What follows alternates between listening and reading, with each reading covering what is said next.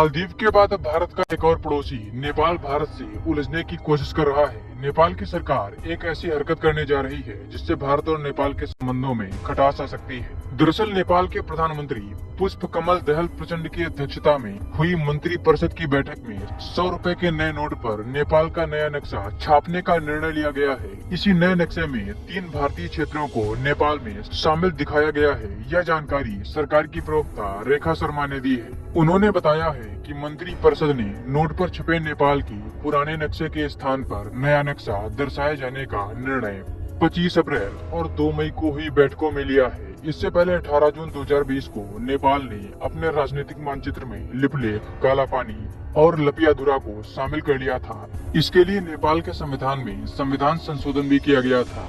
भारत ने नेपाल के इस कृत्य पर कड़ी आपत्ति जताई थी और इसे नेपाल का एक तरफा विस्तारवादी कदम करार दिया था।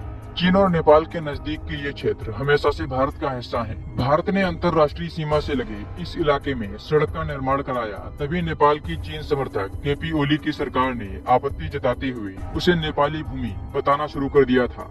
मामले को राष्ट्रीय अस्मिता से जोड़ने के ओली सरकार के बयानों का नेपाल का विपक्ष भी इसका विरोध नहीं कर सका और संसद की स्वीकृति लेकर तीनों क्षेत्रों को सरकार ने नेपाल के राजनीतिक मानचित्र में शामिल करा दिया। उत्तराखंड के इस हिस्से को नेपाल भारत द्वारा कृत्रिम रूप से विस्तारित क्षेत्र बताता है।